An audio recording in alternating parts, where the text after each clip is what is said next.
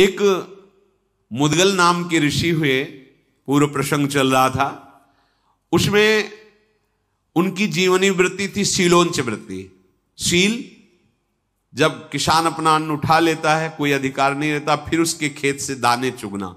बाजार से अन्न उठ गया है, बाजार हट गई, फिर वहां से दाने, उनसे उंच कहते हैं, उसे एक शील कहते हैं। शील और उंच वृत्ति से वो एक बार संग्रह करते, एक द्रोण अन्न, और फिर अमावस्या के दिन, पूर्णिमा के दिन ऐसे अतिथि सत्कार करते और जो बचता उससे प्राण पोषण करते। जब बहुत समय तक अपने धर्म का पालन किया जाता है तो उसका फल प्रकाशित होने के पहले उस धर्म की निष्ठा देखी जाती है। तो दुर्वासा जी महाराज पधारे, जब वो प्रसाद पाने के लिए तैयारी थे तो आगे बहुत भूखा हूं, सब पा गए। जो गिरा भी था जूठन, उसको लेके अपने शरीर में लगा लिए, चले गए। फिर 15 दिन बाद फिर आ गए, 6 बार ऐसे। अब सोचो इतने दिन कोई भूखा कैसे रह सकता है, पर निष्ठा, स्वयं भूखे और परिवार भूखा। पहले हम सब ऋषियों के ही संतान हैं, पहले ऋषि जन वनवास भी करते थे, अपनी पत्नी पुत्र आदि, तो हम सब जितने भी हैं सब ऋषियों के ही संतान हैं। अब जब दुर्वासा जी ने देखा कि इनके चेहरे पर कोई गुस्सा नहीं, कोई प्रतिकूलता नहीं, और इतने दिन भूखे हो गए, इनको 90 दिन भूखे रहना कोई छोटी मोटी बात है। 90 घंटे भूखे रह के देखो कैसा लगता है, चिड़चिड़ाहट पैदा हो जाएगी। 90 दिन भूखे हैं और महात्मा हर बार आके पा जाता है और कुछ बोलता नहीं। तब उन्होंने कहा तुमने जीत लिया, उत्तम लोगों को जीत लिया।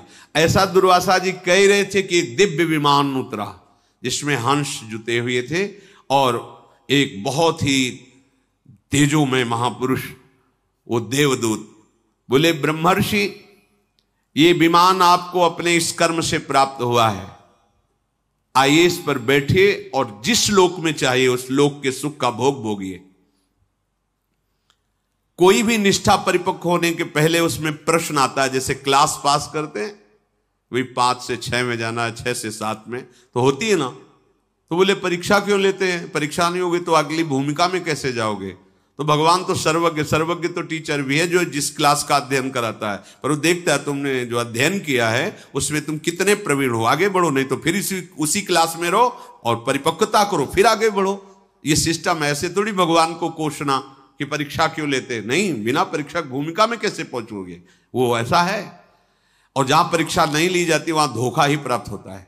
मान लो डॉक्टर है और उसने परीक्षा दी नहीं, मतलब वास्तविक उसने पढ़ाई की नहीं और किसी भी तरह से डॉक्टर बन गया, और उसको सही माने में ज्ञान है नहीं कि अब इसको कौन सा इंजेक्शन लगा तो मर ही जाएगा मरीज। इसलिए अच्छी तरह वो अपनी डॉक्टरी पढ़े, फिर अपनी योग्यता से पास हो तो लाखों को सुख प्रदान करेगा। ऐसे हर क्षेत्र में है, अच्छी तरह से आप साधना कीजिए, फिर भूमिका में तो लाखों का उद्धार कर देंगे। ऐसे नहीं कि मनमानी आचरणों को करें हम योग्यता प्राप्त कर ले। कई सिद्धांत लोक में नहीं तो फिर परलोक वाला कैसे हो जाए। आ गया ना विमान, कोई गुस्सा नहीं, कोई परेशानी नहीं। इतना ऋषि ने उनको भूखा रखा, पर ऐसे नहीं कहा कि हर बार आ जाते हो तुम, इतना तो आ ही सकता है ना, हमारा परिवार है, तुम्हें शर्म नहीं आती। हम श्रद्धा पे श्रद्धा करते चले जा रहे हैं, आप हमें मारने पे तुले, एक भी शब्द नहीं, कोई परेशानी नहीं। उसी समय विमान आ गया। देवदूत ने जब कहा ये विराजिए और चलिए जिस लोक का सुख चाहिए उसको भोग लीजिए, तो उनका देवदूत, मैं सुनना चाहता हूं कि जिस लोक में तुम हमें ले जाना चाहते हो वहां कौन कौन से गुण हैं और उनका क्या दोष होता है, वहां दोष क्या है। जब मैं ऐसा जानूं तब जो है उस लोक में जाने की इच्छा करूंगा। अगर कोई संत पुरुष चल रहा हो उसके पीछे 7 पग चल दे तो उसका बड़ा पुण्य बन जाता है। जैसे कोई महात्मा जा रहा है, आप उनके पीछे पीछे 7 पग चले जा रहे तो बड़ा पुण्य बन गया, क्योंकि 7 पग उनके साथ चले। तो जीवन में जब आपका शरीर छूटेगा तो 7 पग महात्मा का साथ दिया है, अरे बड़े सुकृत का कार्य है। तो तुम मुझे ये उत्तर दीजिए, जब मैं समझूंगा कि ऊपर के लोकों में मुझे क्या प्राप्त होगा फिर मैं जाऊंगा, अन्यथा ऐसे नहीं। तो देवदूत बोला, महर्षि तुम्हारी बुद्धि तो बड़ी उत्तम और सावधान है। सावधान ये, चलो ये भोगो। तो क्या है ये, इसका हमें प्रमाण दीजिए। ऐसे नहीं कि आया बैठ के विमान पे चल दे। उत्तम बुद्धि वही कि जहां ले जाना चाहते हो पहले मुझे परिचय बताइए। ये हम तुमसे नहीं पूछा जाएगा, ये उनसे पूछा जाता है जहां कि कहां चलना चाहते हो। मार मार के यम के दूत वो पूछेंगे थोड़ी तुमसे। ये तो पावरफुल महात्माओं की बात है जो भजन तपस्या निष्ठा। हमारे पास मेरी महारानी श्री राधा रानी यानी पूछे ही कोई नहीं आएगा, न विमान आएगा न पूछने आएगा। यहां अपने घर में ही है, बस घर में ही अंदर प्रवेश पा जाना है। तो मुने जिसे महासुख स्वरूप कहते हैं स्वर्ग लोक, यहां से बहुत ऊपर की है और है। उसमें केवल सिद्ध पुरुष ही जा सकता है या कोई देवता, उसे ऊर्ध्वक कहते हैं। वहां जाने के लिए जो मार्ग है बड़ा ही उत्तम है, सुखद है और दिव्य विमानों के द्वारा जाया जाता है, भौतिक विमानों का प्रवेश नहीं है। जिन्होंने घोर तपस्या नहीं की, बड़ी बड़ी यज्ञ नहीं की, उनका कभी वहां प्रवेश नहीं होता। असत्यवादी, नास्तिक, व्यभिचारी ये कभी नहीं जा सकते। जो धर्मात्मा है, सदैव मन को वश में रखा है, शाम दम, किसी से ईर्ष्या नहीं की, जो दान देता रहता है, जो युद्ध कला में प्रवीण है, इंद्रियों को संयम में रखता है और सत्पुरुषों की सेवा करता है, ऐसे पुण्यवानों को इन लोकों में ले जाया जाता है। हे मुद्गल ऋषि, वहां 33,000 सुवर्ण में विमान, दिव्य विमान, मार्ग में ही चलने पर वहां से मेरुगिरी का शिखर दिखाई देता है। इतना बड़ा मेरुगिरी है, शिखर दिखाई देता है। ऐसे देवताओं के नंदन वन है कि उन्माद चढ़ जाए सुख का। जो देववन है स्वर्ग में, जिनके लता फूल ये सब उन्माद चढ़ जाए। और निकुंज का जो तो कोटि कल्प तरुणा है, हमारी जहां श्री जी विचरण करते हैं, विहरण करते हैं। अरे सौभाग्य उदय हो गया, बढ़ो आगे।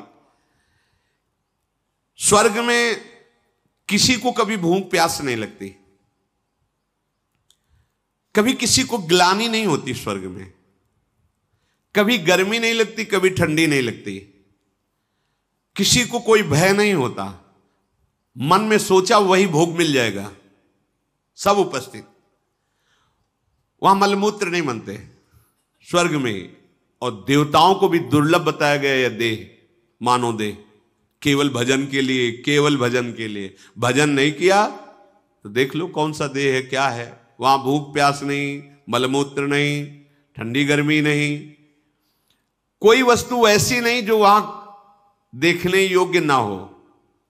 कूड़ा करकट गंदगी कुछ नहीं, जिधर देखो उधर मन को लुभावने वाला, मनोरम ही मनोरम, सुगंध ही सुगंध, हर वस्तु सुखदायक स्पर्श, कानों को लुभाने वाले संगीत अपने आप बजते रहते हैं।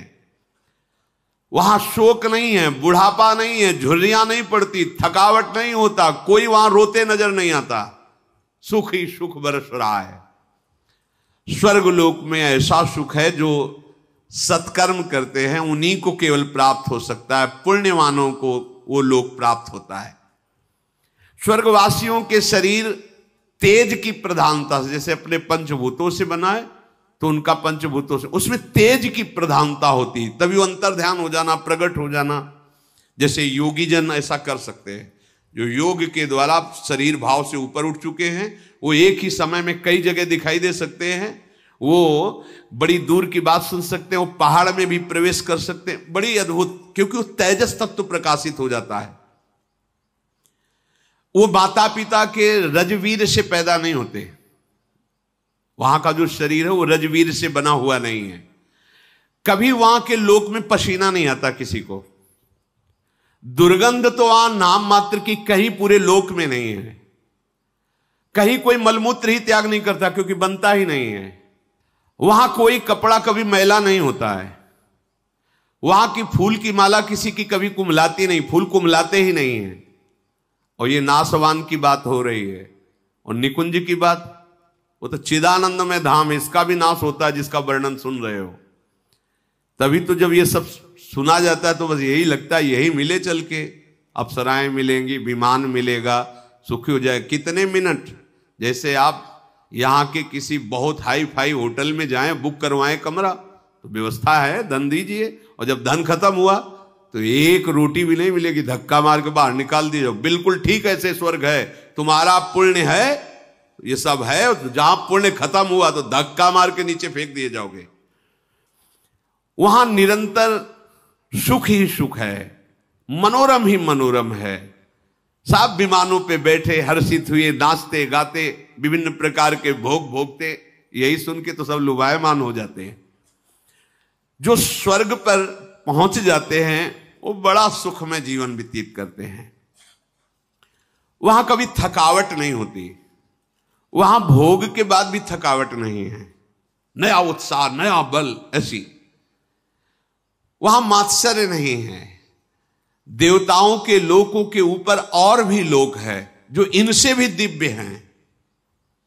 इन सब के ऊपर ब्रह्मा जी का लोक है जो महातेज से युक्त है। वहां पवित्र ऋषि मुनियों का प्रवेश होता है।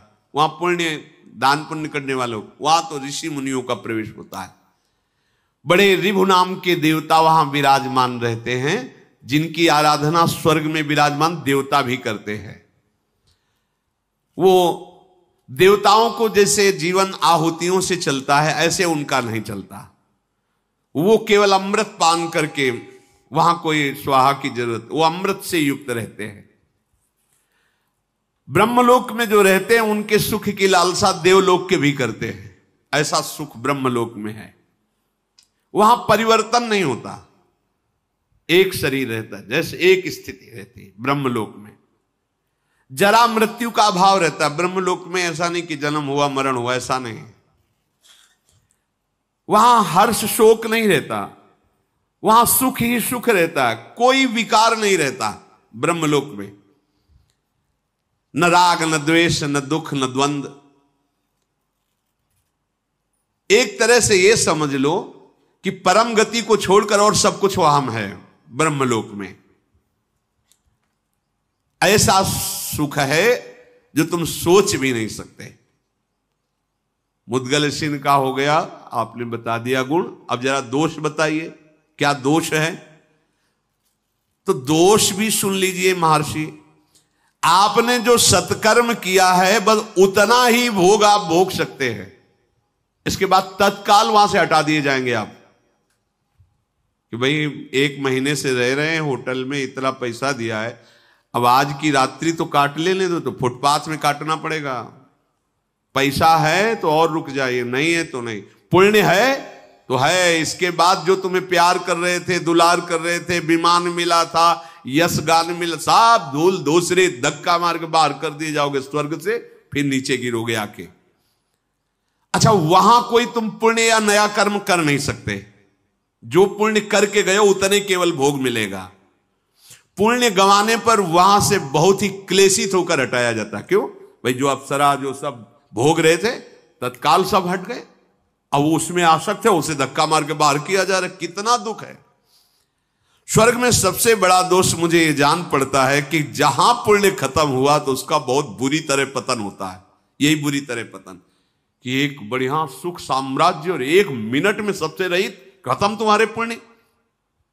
जिन भोगों में लगा हुआ था, जिनको अपना मान रहा था, उनसे धक्का मार के दूर करके भगा दिया जाता है। स्वर्ग में जो लोग नीचे की तरफ गिरते हैं वो भारी जलन असंतोष से युक्त हो जाते हैं, क्योंकि वो सब सुख छिन गया। उसका मैं कैसे वर्णन करूं? जिस समय गिराया जाता है उसको दुख मिलता है। गिरते समय इतना भयानक दुख होता है, उसकी चेतना लुप्त हो जाती है, रजोगुण का आक्रमण होता है, बुद्धि बिगड़ जाती है, और उसके गले में पड़ी हुई जो माला पुष्प की है वो कुम्हला जाती है, टूट जाती है। वहां जिसकी माला कुम्हलाने लगे, धक्का देने का अवसर आ गया, समझ लिया जाए इसके सुकृत खत्म, वहां की पहचान है। उसके पास पुष्प जो विराजमान पुष्प मालाएं कुम्हलाने लगी, बस होश खराब हो गया, भगाए जाएंगे, अब यहां से हटाए जाएंगे, सब हटेगा। पतन की सूचना माला कुम्हला जाना। अब उसके हृदय में भारी दुख, भारी भय समा जाता है, ये सब छूट जाएगा। जितने भी ब्रह्मलोक पर्यंत लोक हैं उन सब में दोष देखे जाते हैं। स्वर्गलोक में तो रहने वालों के शास्त्रों दोष हो सकते हैं, अगर वर्णन करें तो। वो कह रहे हैं अब तुमसे बगल में बड़ा विमान वाला जा रहा है, बड़ी सुंदर अप्सरा है, बड़ा भोग है, अपने में संतुष्ट नहीं, वो जल रहा है, क्या इसके तो बहुत है, और थोड़ी ही दिनों में पुण्य खत्म हुआ तो वो भी जा, तो वो भी छीन लिया गया। त्रिशंकु उल्टा लटके आज भी। वहां से भ्रष्ट हुए जीवों में जो दुख देखा जाता है, जो पतन के समय, फिर वो मनुष्य योनि में आता है। स्वर्ग से आया हुआ, नरक से गया हुआ, तिर्यक योनियों में। मनुष्य लोक में जब मानव शरीर मिलता है, वो चाहे तो अपनी बड़ी उन्नति कर सकता है। क्या इन सब लोगों को लांग करके भगवान के धाम को, पर यहां मत वाला उसको लोक परलोक की पड़ी, उसको अभी वर्तमान के भोग। ये माया है, एक एक क्षण तुम्हारा बड़ा कीमती है। देवता तरसते कि मुझे मनुष्य बना दिया जाए, तो ऐसा पुण्य करेंगे, ऐसा दान करेंगे, ऐसा भजन करेंगे, ऐसे आचरण करेंगे कि भगवान को रिझा लेंगे। और भगवान के लोक में जाने के बाद फिर आना नहीं होता। यद्गत्वा न निवर्तन्ते तद धाम परमम मम। एक ही जगह है जहां भगवान के धाम के जहां प्रवेश हुआ, फिर आना जाना मिट गया। नहीं, ब्रह्मलोक तक ये चलता रहता है आना जाना। मुद्गल ऋषि बोले कि तुमने जो गुण और दोष बताए मैं समझ गया, तुम कुछ ऐसा बता सकते हो जहां से आना न पड़े, जहां कोई ये लौकिक गुण ना हो, दोष ना हो, ऐसा बता सकते हो जहां से पतन ना हो। मुद्गल मुनि के इस प्रकार ऐसा कहने पर देवदूत ने कहा कि हे ऋषिवर, मेरी दृष्टि तो वहां तक नहीं पहुंच पा रही, क्योंकि मैं तो केवल इन लोकों का वर्ण, पर मैंने सुना है भगवान का एक धाम ऐसा है जहां जाने के बाद फिर लौटना नहीं होता, कोई दुख नहीं होता, पर वो मिलता है केवल भजन से। जो किसी की निंदा नहीं करता, किसी की स्तुति नहीं करता, जो यहां की हर वस्तु को मिट्टी के ढेले के समान समझता है, जो ज्ञान योग के द्वारा ध्यान में तत्पर है या भक्ति योग के द्वारा प्रेम में तत्पर है, जो अंदर से वैरागी रहता है, उत्तम बोध प्राप्त कर चुका है, वो सनातन भगवान के दिव्य धाम को जाता है। वह पुण्य आदि का है, वहां तो एक निंदा स्तुति में समान, समलोष्टास्म कांचना, स्वर्ण का ढेला मिट्टी का ढेला समान है ही समान। उसी में तो पैगर जैसे मिट्टी तैसे पीली मिट्टी स्वर्ण, उसको तुमने महत्व दे रखा है, इसलिए गर्व से वो आभूषण पहन के क्या कितना हम धनवान हैं। बल कौन सा सुख है, न सुगंध है न स्वाद है, केवल मान्यता है। तो जिसकी ये मान्यता मिट गई है, मिट्टी का ढेला और स्वर्ण समान जिसकी दृष्टि में है, जो वैराग्य बल से युक्त है, वो सनातन परम धाम को प्राप्त होता है। इसलिए मुद्गल ऋषि ने कहा अब आप पधारिए, हम नहीं जाएंगे इस विमान पे, अब हम भजन करेंगे। अभी तक त्याग तपस्या और ये सब तो समझ लिया इन लोगों का फल, अब हम निरंतर भजन करके भगवान को प्राप्त करेंगे, भगवान के धाम को। देखो उनके पास तो बताने वाले ये सब लोक भी और लोक का परिचय देने वाले, अपने लोग तो एकदम कुछ नहीं जानते थे, सीधे धाम में घसीटे गए है। नहीं तुम्हें समझ में आ रही लाडली जी की कृपा, नहीं समझ में आ रहा प्रभु का कृपा प्रसाद की हमारे ऊपर क्या कृपा है। अरे भाई मूर्खता छोड़ दो। कल के सत्संग में प्रारंभ में कह रहे थे कोई निष्ठा तो कर लो, धाम निष्ठा, इष्ट निष्ठा, भेष निष्ठा, नाम निष्ठा, गुरु निष्ठा, कुछ तो पकड़ो। यहां कुछ नहीं, उदर और जनेन्द्रीय निष्ठा है, उदर और जनेन्द्रीय निष्ठा। अच्छा खाने को मिले, भोगने को मिले तो जय भगवान की, ना मिले तो भगवान कहां है, कौन कैसे। होश में हो, होश में। बहुत कीमती जीवन मिला है, बहुत कीमती। तरसते हैं जो ऊपर के लोकों में कि एक बार मनुष्य बना दिया जाए तो ऐसा भजन करूंगा कि इन सब धामों के जन हमें प्रणाम करेंगे, मैं भगवत धाम को प्राप्त करूंगा। और तुम्हें अवसर मिला है तो तुम नारकी वस्तुओं के लिए तरस रहे हो, ये एक बार ये खा लूं, ये सूंघ लूं, ये भोग लूं। अरे बहुत जन्म भोग चुके हो, एक बार तो होश संभालो। चलना का है, अभी छूटेगा शरीर। जिस शरीर के लिए तुम मर रहे हो, यह शरीर छूटेगा अभी प्रतिपल ये छूट रहा है, तुम्हें दिखाई नहीं दे रहा है। जैसे नदी के किनारे खड़े हो, यमुना जी के किनारे खड़े हो, दृष्टि गई तो तुम समझ रहे हो वही जल है। जिसको तुमने देखा वो तो कहां पहुंच गया। ऐसे ही प्रतिक्षण तुम्हारी आयु क्षीण हो रही, प्रतिक्षण तुम्हारा शरीर मृत्यु को प्राप्त हो रहा, तुम्हें दिखाई नहीं दे रहा। कमा लो भगवत भजन, कमा लो भगवान नाम, कमा लो, सच्ची मानो, मान जाओ हृदय की बात। जो गलतियां हो रही सब मिट्टी डालो, आगे बढ़ो। राधा राधा राधा लाडली जू सब क्षमा कर देगी, आप मान लो हमारी बात, परिणाम नहीं भोगना पड़ेगा। लाडली जू कृपा करेंगी। देखो कृपा करी दी, अपने लोग धाम लायक है, जरा सोचो। जब हम इस पर विचार करते हैं तो लगता है यार श्री जी की अहेतु की कृपा पर कैसी ठोकर मारते हैं ये लोग। इनकी समझ में नहीं आता है कि कर क्या रहे हैं। बस यही है कि जैसे छोटा बालक मां की गोद में मल त्याग कर दे तो दंड का अधिकारी नहीं होता है, बेचारा बालक है। हम हैं तो ऐसे ही अबोध हैं, पर अबोध बन जाए, पर बनते बड़े ज्ञानी हैं। बात भी यही है कि हम बच्चा भी नहीं बनना चाहते, ज्ञानी है तब फिर वो दंड विधान होता है। अगर बच्चा बन जाओ तो क्षमा हो जाए, कहे बच्चा के पेट और घट करे विनाशन, कहे जब दंड मिलने का समय आता तो कहते बच्चा है, और जब कर्म करने का होता है कि सावधान, तब कहता हम बहुत ज्ञानी, हम करके दिखा लें, कोई जान नहीं पाएगा।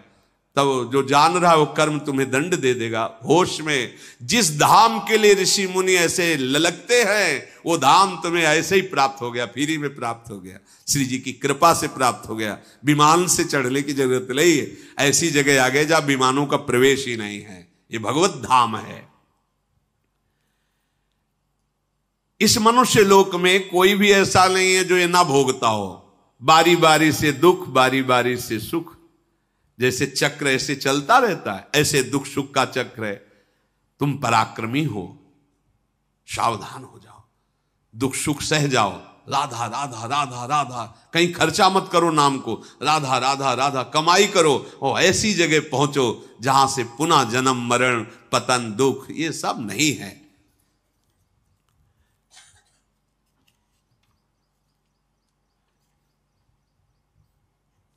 अब इधर तो ये आनंद ऋषियों का जस सुना रहे मार्कंडेय जी, उधर दुर्योधन के हृदय में बड़ी जलन पैदा है।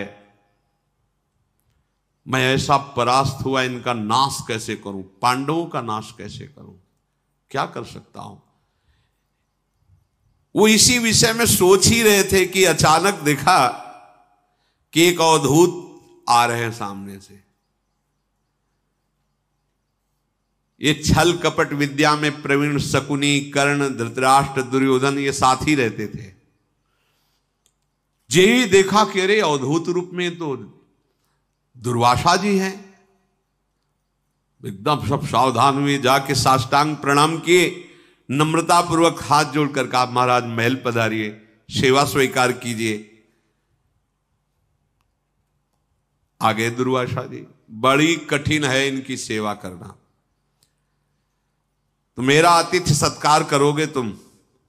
दुर्वासा जी ने कहा। बोले भगवान रात दिन मैं स्वयं खड़ा होकर के आपकी रात दिन सेवा करूं। तो ठीक है, बनवाओ भोजन, हम आ रहे हैं अपना नित्य कर्म करके। भोजन बनवाया, आए, बोले फेंक दो ये बना हुआ भोजन, हम नहीं पाते, बनाओ तत्काल बनाओ। तत्काल बना, भूख नहीं है हमारे पास। अचानक रात्रि में उठते, बहुत भूख लगी, तुरंत भोजन चाहिए, तुरंत। वो बिल्कुल जानता था कि बड़े विचित्र कोटि के महात्मा हैं और अगर इनको प्रसन्न कर लिया तो कुछ भी दुर्लभ। मुझे जल्दी लाओ, बहुत भूख लगी है। भोजन तैयार, अदृश्य हो गए। अब इंतजार कर रहे हैं, अकस्मात फिर प्रकट हो जाए, ये तो बासी भोजन है ना, तुरंत भोजन बनाओ। तुरंत भोजन बनाकर, और बार बार दुर्योधन की तरफ बिल्कुल हाथ जोड़े, दास की तरह रात दिन खड़ा रहा। कई बार ऐसी प्रयास किए दुर्वासा जी ने कि फेल हो जाए, बस वो जानता था, बिल्कुल हिम्मत करके ऐसे। दुर्धर्ष मुनि जब देखे कि ये सेवा में बिल्कुल नहीं, वैसे ही शांत भाव से खड़ा है, वहां क्या चाहते हो, तुम्हारे मन का मनोरथ क्या है? अपने सब साथियों की तरफ देखा, उनका महर्षि बड़ी कृपा है कि आपकी सेवा मिल गई, मानो मेरा नया जन्म हो गया, आप प्रसन्न हो गए और मुझे अब क्या मांगना है। जैसे आप गुरुजन प्रसन्न हो गए, पर जब आप कहते हैं तो हमारे बड़े भाई युधिष्ठिर है ना, बहुत धर्मात्मा है, हमारी प्रार्थना है कि हमारे पूरे कुल को पावन कीजिए। बड़ी सफाई से बोल रहा है। देखो, जब द्रौपदी जी सूर्य के द्वारा दी हुई बटलोई से भोजन पालें, तब आप अपने शिष्य के साथ पधारे और फिर प्रसाद पाए तो हमारा कुल पावन हो जाएगा, क्योंकि बड़े भ्राता हमें तो पावन कर ही दिया। दुर्वासा जी ने कहा तथास्तु। देखो, ये दुष्ट बुद्धि का लक्षण होता है। इतने बड़े महात्मा को प्रसन्न करके क्या मांग रहे हैं?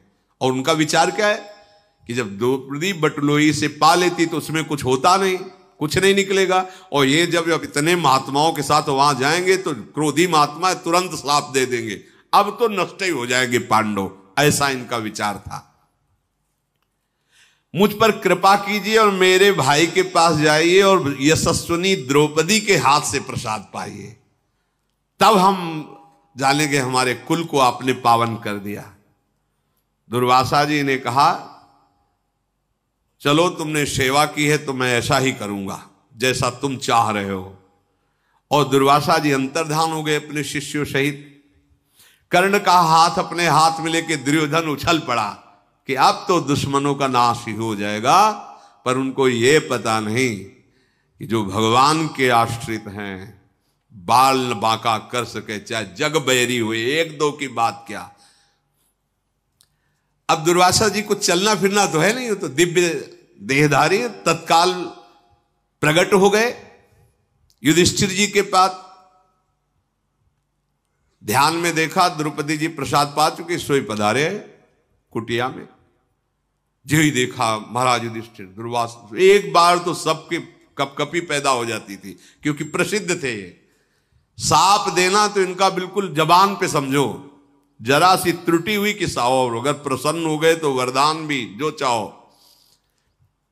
बहुत से शिष्यों की भीड़ के साथ पहुंचे वहां। युधिष्ठिर जी ने देखा कि सम्मुख महर्षि दुर्वासा, तत्काल खड़े हो गए, आदर पूर्वक प्रणाम किया, अर्घपाद्य दिया, बैठाला, पूजा की सब ऋषियों की, और भगवान बड़ी कृपा की, आप पधारे। बोले हाँ, भूख लगी तो ये तो हमारा अहोभाग्य है, आप प्रसाद पाइए। बोले नहीं, थोड़ा नित्य कर्म करके आते हैं, स्नान करके अपने शिष्यों के साथ आप रसोई तैयार करवा लीजिए।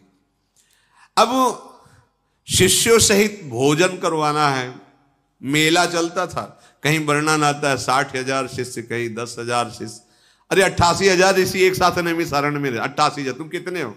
88,000 ऋषि, और एक शासन में। ऐसा नहीं था, एक शासन कैसे पर उनका उद्देश्य है ना भगवत भजन। जब उद्देश्य होता है तो हर कष्ट सहकर उद्देश्य का ही पालन किया जाता है। हमारा लक्ष्य भगवत प्राप्ति। अब अपमान हो, सम्मान हो, भूखे रहे, कैसे रहे, हमें भगवत प्राप्ति करना है। युधिष्ठिर जी से कह के कि जा रहा हूं स्नान नित्य कर्म करके आ रहा हूं, जो ही निकले तो युधिष्ठिर जी ने पूछा द्रौपदी से, प्रसाद पा लिया? बोले हाँ पा लिया। क्या हो, ऐसे कोई सरल महात्मा है कि हाथ जोड़ के कह देंगे महाराज जी थोड़ा सा शाम तक का समय दो, कंदमूल फल ले आए? वो महात्मा तो तत्काल, हमने आतिथ्य का निमंत्रण भी कर दिया, आप क्या। द्रौपदी जी ने कहा इतना उदास होने की जरूरत नहीं है, तुम एक बटलोई पर विश्वास करते हो इतना, और जो संपूर्ण विश्व का भरण पोषण करने वाले मेरे प्यारे कृष्णचंद हैं, तुम्हें उनकी याद नहीं आ रही? अरे आप क्यों चिंता करते हो? हाथ जोड़ा, कृष्ण कृष्ण महाबाहो देवकी नंदनाव्यय वासुदेव जगन्नाथ प्रणतार्ति विनाशनु विश्वात्मन विश्वजनक विश्वहर्ता प्रभो व्यय प्रपन्न पाल गोपाल प्रजापाल परात्पर आकूती नाम च चित्ती नाम प्रवर्तक नतास्मिते। हे कृष्ण, हे गोविंद, हे महाबाहु, हे देवकी नंदन, हे अविनाशी वासुदेव, आपके चरणों का जिसने आश्रय लिया उसको कभी दुख देखना ही नहीं पड़ा। जगदीश्वर, आप संपूर्ण जगत की आत्मा हो, अविनाशी हो, विश्व की उत्पत्ति संहार करने वाले हो, शरणागत की रक्षा करना आपका व्रत है। हे गोपाल, आप अपने प्रणत जनों का पालन करने वाले परात्पर परमेश्वर हो। आकुति मन, चित्त, बुद्धि, इसके आप प्रेरक हो।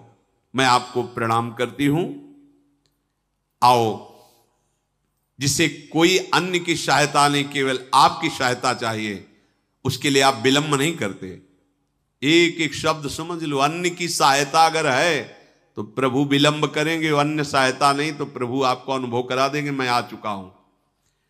असहाय भक्तों की सहायता केवल आपसे ही होती है।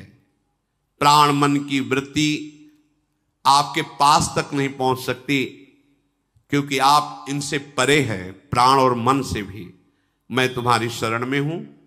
हे शरणागत वत्सल देव, आप कृपा कीजिए। नीलोत्पल दल श्याम पद्म गर्भारुणे क्षणो, पीतांबर परिधान लसत कौस्तुभ भूषण, त्वमादिरंतो भूतानां त्वमेव च परायणं, परात्परम ज्योतिर्विश्वात्मा सर्वतोमुखः। हे नील कमल दल के समान श्याम सुंदर, हे अरुण नेत्रों वाले पीतांबरधारी कृष्ण, हे वक्षस्थल पर कौस्तुभ मणि धारण करने वाले प्रभु, हम सब तुम्हारे सेवक हैं, आप हमारी रक्षा कीजिए। प्रभु, ये दुर्वासा जी भारी विपत्ति के रूप में टूट पड़े हैं आकर के, आप हमें बचाइए। कौरव की सभा में जैसे आपने मेरी लाज रखी थी, वैसे ही आप मुझे संभालिए। द्रौपदी अचिंत्य गति परमेश्वर देवाधिदेव जगन्नाथ महान ब्रह्म भगवान श्री कृष्ण की प्रार्थना की, पीतांबर फहराते हैं जैसे हवा में फहरा, समेटते दिखाई दे। कितना, ये कोई कथा नहीं है, सत्य मानो। आपके लिए भी आज वो ऐसे ही हैं। कदम कदम पर अनुभव हुआ है मेरे प्रभु मेरे साथ है। जहां कोई ऐसा लगा गया, ऐसे ही जैसे कोहरा छाया और सूर्य प्रकाशित हुआ, सारा कोहरा उड़ गया। देखा है, सच्ची मानो ये कथा नहीं है, ये हमारी ही बात है हम सबकी। केवल प्रभु का आश्रय हो तो आपको दिखाई देगा वो किसी न किसी रूप में आ रहा है, पक्का। देखा द्रौपदी ने पीतांबर फहराते हुए बड़े वेग से प्रभु, जैसे बच्चे की तरफ मां दौड़ती है, ऐसे प्रभु दौड़ते आ रहे हैं। द्रौपदी आनंद मगन हो गई देख के, अभी पुकारा, अभी आ गए। प्रणाम किया। प्रभु, दुर्वासा जी ने आके भारी विपत्ति में फंसा दिया, अभी वो आएंगे और ना कुछ पाएंगे तो शाप दे देंगे। भगवान ने कहा, कृष्ण ने बात तो बाद में करना, मुझे भूख बहुत लगी। प्रभु, वही समस्या है, समस्या भी तो वही है ना। वो बोले, नहीं मुझे बहुत भूख लगी है, मैं तभी आपकी बात सुनूंगा, पहले अपनी भूख मिटाऊंगा।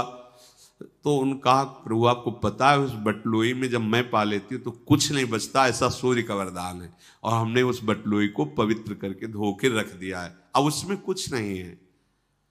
भगवान ने कहा, लाना बटलोई, उसमें कुछ तो होगा ही। देखो, कर तुम अकर तुम अन्यथा कर तुम। पहली बात, सूर्य का वरदान है कि जिस समय द्रौपदी पालेंगे उसमें कुछ नहीं बचेगा, भगवान है सूर्य। दूसरी बात, एक पतिव्रता पात्र मार्जन करके रखेगी, उसमें जूठन लगी रहेगी। अरे साधारण आदमी भी पात्र मानता है कि जूठन न लगे, उसमें जूठन कैसे बच जाएगी? महाराज कितने समर्थ हैं, लाओ बटलोई। तो उनका, प्रभु धो के लाओ तो तुम लाए, तो उसमें एक शीत प्रकट हुआ दिखाई दे, देखो ये लगा हुआ है, इतने से तो पूरा विश्व तृप्त हो जाएगा। ऐसे लेके भगवान ने अपनी, ये देखो प्रकट किया है, सम्मान रखें तो भगवान सबकी बात का सम्मान रख दे, नहीं तो ऐसे हैं जैसे कोई जा ऐसा हो जाएगा, तेरे कहले से होगा। मेरी प्रिया जी अगर नहीं चाहती है तो खोपड़ी के बल खड़ा होकर साप दे तो भी कुछ है। साप ताप पाप रोग शोक दारुण दुखारी, लाल इष्ट दुष्ट दलन कुंज भवन चारी। लालजू के इष्ट हैं गोरे चरणारविंद।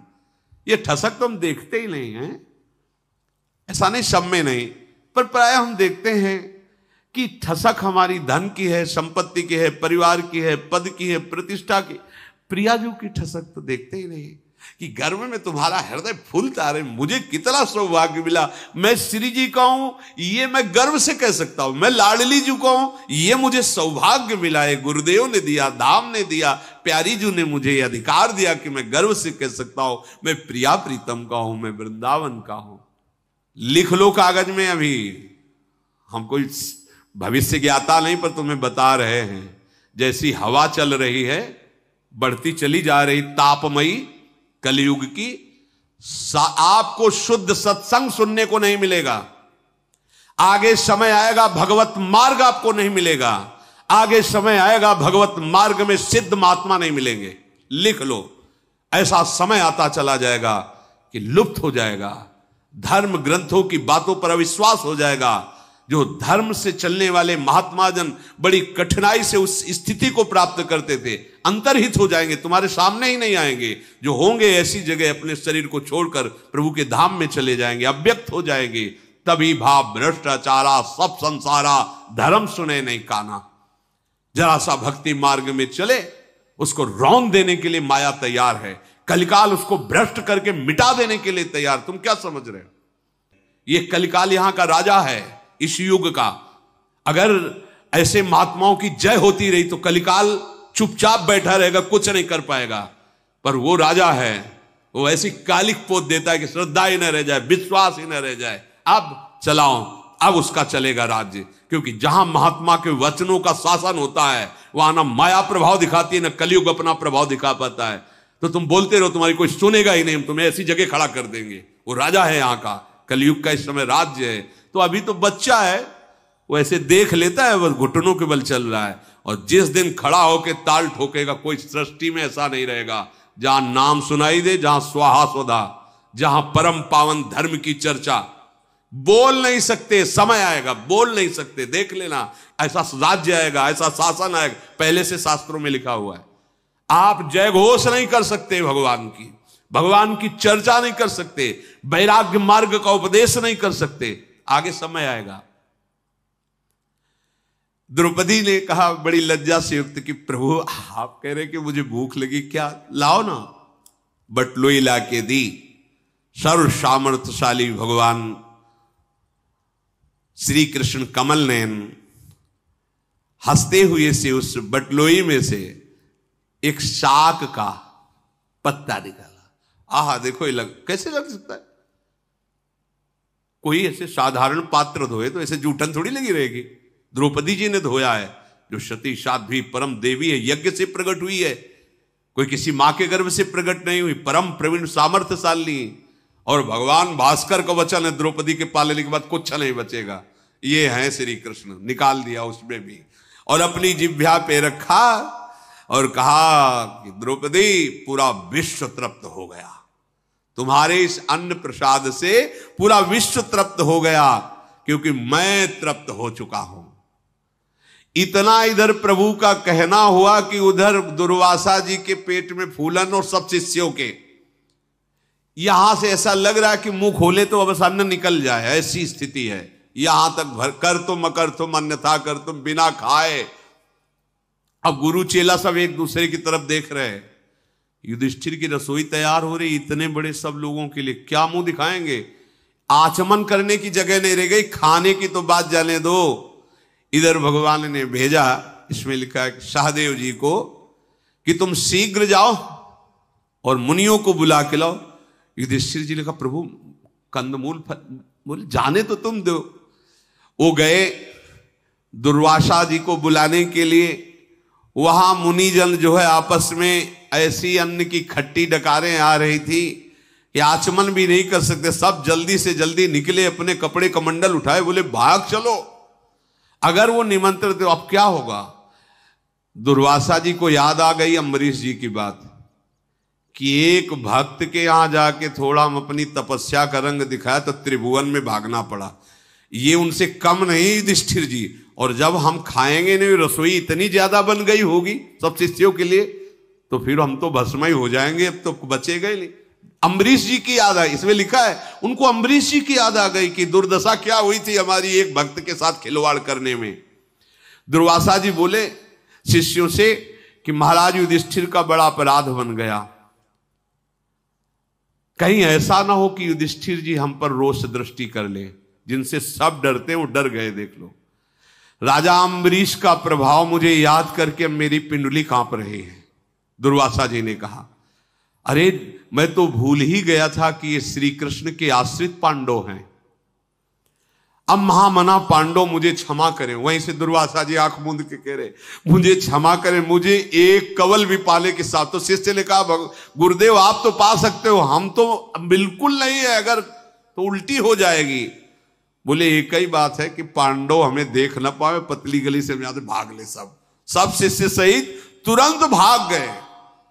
कहीं कहीं कथा में आता है कि वार्ता भी की, पर यहां महाभारत में जो भगवान व्यासदेव जी लिख रहे हैं उसमें लिखा है, तत एतान पृष्ठवैव शिष्या शीघ्रम पलायात। कोई बुलाने आ ना पावे इसके पहले हम भाग चलते, तो शिष्यों सहित भाग गए। दुर्वासा मुनि और उनके सब शिष्य जब जहां जिसको रास्ता मिला उसी गली से जंगल में भागे। जब वहां गए तो देखा कि वहां कोई ऋषि मुनि नहीं है। तो तपस्वियों के मुनि जो वहां आश्रम थे उनसे पूछा कि दुर्वासा जी को देखा? बोले कमंडल और गीले कपड़ा से सब ऋषि भाग के चले गए, इधर पता नहीं क्या हुआ, हमें पता नहीं।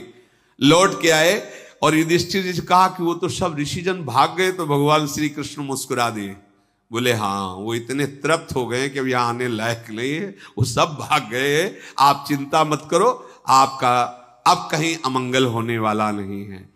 दुर्वासा ऋषि का अकस्मात इस तरह से आकर के और उनको संकट में फंसाना, भगवान श्री कृष्ण के आश्रय लेकर संकट से निवृत्ति होना, इस प्रसंग से शिक्षा लो। इतना बड़ा काम किया दुर्योधन ने कि दुर्वासा जी को प्रसन्न ये मांग लेता, भगवान हमारी बुद्धि शुद्ध करो, भगवान आप हमको एक छत्र चक्रवर्ती सम्राट पद दे दो, ऐसा मांग लेता। देवराज इंद्र पद दे दो। ये मांगा कि ये अगर ईर्ष्या है तो बड़े से बड़ी तपस्या, बड़े से बड़ा सेवा, वो सब व्यर्थ हो जाती। देखो व्यर्थ हो गई ना, उसका सब इतनी बड़ी दुर्वासा जी की सेवा करके तो कुंती जी ने प्राप्त किया था ऐसा मंत्र। किसी भी देवता को बुला लो, तो जो पांडव प्रकट हुए दुर्वासा जी के दिए हुए मंत्र के द्वारा ही प्रकट हुए। अरे किसी साधु महात्मा ऋषि या कोई तपस्या, किसी देवता की आराधना करके अपना मंगल मांगो, सबका मंगल हो ऐसा मांगो, दूसरों का अनिष्ट क्यों मांगते हो? पर ये ईर्ष्या, ये द्वेष, ये अभिमान सदैव नष्ट करता रहता है। और कैसी भी परिस्थिति आवे इस चरित्र से शिक्षा लो, किसी दूसरे की तरफ मत देखो, सीधे हरि को बुलाओ, सीधे हरि से। हरि स्मृति सर्व विपद विमोक्षणम, ये सिद्ध बात है। जब आप संकट में हो तो धैर्य पूर्वक प्रभु का स्मरण करो, और प्रभु भी जिनका स्मरण करते हो लाडली जी का स्मरण करो। राधा राधा राधा, लाडली जी आप संभाल लो, लाडली वो संभाल लेंगे। प्रभु तो कभी कभी हमारे आचरणों पर गुस्सा भी कर जाते, पर हमारी श्री जी नेक हो न रिस्क हो, ऐसी अलवेली सरकार हैं, ऐसी करुणामयी हैं, पूछो मत। बस इतना ही हम कहते कि एक बार विश्वास मानकर राधा राधा राधा, मेरी महारानी जो, हम लोग जैसे भी हैं उनकी अपार कृपा हो, इसी कृपा के बल से हम सब दुखों से निवृत्त होकर श्री जी को प्राप्त कर लेंगे।